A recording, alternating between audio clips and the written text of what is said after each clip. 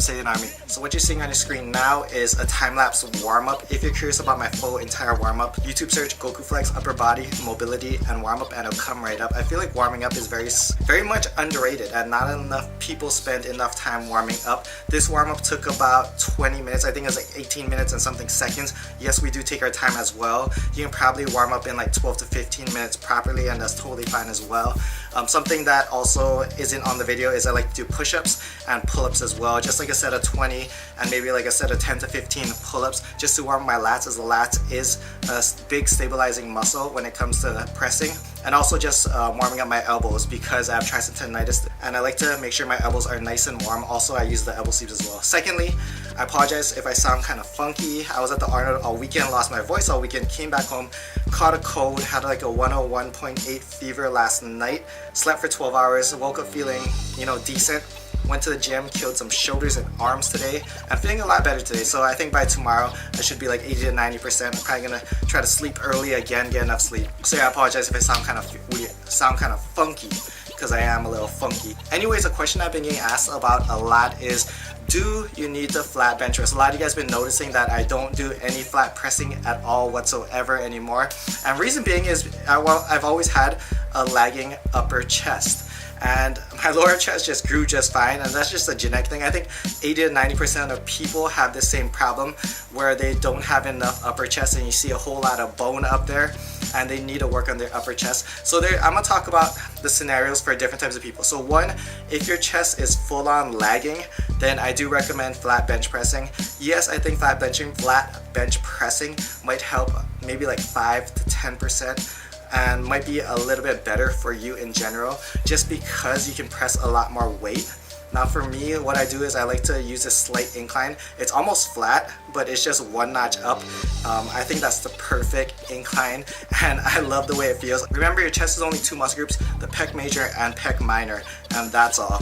So on top of my incline bench pressing, the only thing I really recommend that I don't really do that often, that I'm starting to re-add back into my training, is cable flies. I think flies, or just flies in general, yes, cable flies, because I like cables. I think cables are just so much better for flies as opposed to dumbbells. Dumbbells, you lose a lot of tension at the top on your chest, whereas flies, you keep that constant tension. That's definitely one of the big perks to doing cables over free weights for that exercise, and I think cables just trump it by like 100%. So anyways, the second type of person is going to be the person that flat benches all the time and has a weak upper chest.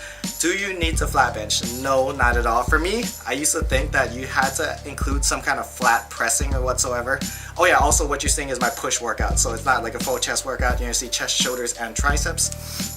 And yeah, the second type of person is to be the person, and that used to be me back in the day. I used to think that you had to do some kind of flat pressing, and I never really liked it.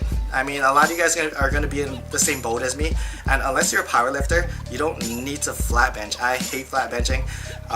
It's something that I've never liked to do. I used to kind of force myself to do it back in the day when I thought that you needed to flat bench, and then I kind of just moved over into incline, and I've done incline dumbbells for the longest time until the incline dumbbells got light.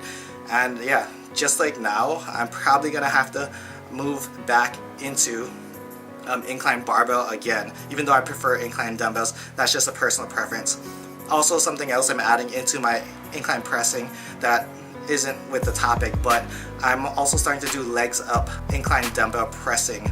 So right now I'm at like the hundreds for sets of 10, and the reason I'm doing it that way is to help correct my anterior pelvic tilt, because with the arch, it kind of adds to your anterior pelvic tilt by engaging your lower back in the movement. What I'm doing is I'm bringing my legs up and retracting my shoulder blades, but keeping my back flat on the bench. And every time I push up, I'm pushing my lower back into the bench, engaging my abs on every rep. So those of you guys with anterior pelvic tilt, that's a great way to help fix your anterior pelvic tilt while pressing, while not engaging your lower back. Because the big reason why a lot of people have anterior pelvic tilt is because the overuse of the lower back muscles, which is something that added also to my my bulging disc and all that pain and all the tightness that I used to always have prior to seeing Bod Mechanic. By the way, more Bod Mechanic videos coming soon. So yeah, second person is just add more incline bench pressing. Like if you notice, I don't do any flat. Even this on the hammer strength machine that you're seeing is all incline. I drop the seat all the way down and I focus on squeezing the top upper portion of my chest, and this is a great exercise. I met a lot of people at the Arnold that mentioned this exercise and how they love it. And yeah, definitely one of my favorites, favorite machines to hit that upper chest. And now the third type of person is gonna be the person like me who's experienced in the gym. Now, from my experience, 95% of you guys watching this will not have an over-dominating upper chest. I've met a lot of people, I've seen a lot of people in the gym, and I've only met a handful that just genetically had a huge upper chest and they didn't have to worry about it. Now, majority of you guys watching this video are gonna have to work on your upper chest, especially if you're not a power lifter. I definitely recommend, utilizing incline pressing into your regimen and even making it like a staple movement. Okay, so do a slight incline just like I do. Do incline dumbbells or barbell, whichever you prefer, and then hit it from different angles. So you're gonna hit the incline dumbbell bench pressing like I do. Then you can hit the flat, the hammer strength with the seat all the way down. That's on the flat hammer strength machine. And then I would just add in some kind of cable fly. Now the cable fly is something that I've been adding into my workouts. It's not in this video, but this is honestly a little older video. I think we're doing 115s for sets of 8. Reason being is we had some issues going on with our gym, and we're gonna have to, bottom line is we're gonna have to find a new gym to record at. So we're in the process of finding that new gym.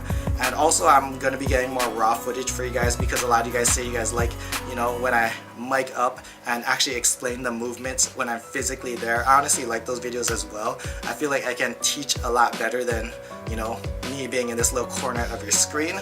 Also, thank you guys for all the comments on the videos with Zach. Me and Zach are currently, we're talking and trying to work out stuff where we can get together more often, whether it be via collabs and traveling, which I met a lot of people, and I plan to do some traveling in the next couple of months, so stay tuned for that. And also just get some stuff going on regularly, yeah.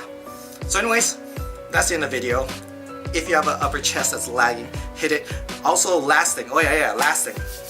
A lot of you guys ask me if incline pressing equates to flat bench pressing, and for me, no, not at all. I consider myself decently strong on the incline bench press and the incline, dumbbell pressing. But when it comes to flat benching, I suck, I hate it, and I don't like to do it. I think I'm always good for 315 for at least 1 rep. My best, when I used to flat bench for about, I think it was only like 3 or 4 months, I got 315 for 10 sets of 3, which was my best. My heaviest flat bench was, I believe I did 345 for 1, and that's about it.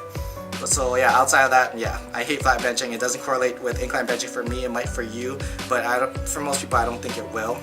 Anyways, hope you guys enjoyed the video. Hit that like button. See you guys in the next one. Much love, strength and honor. Aloha.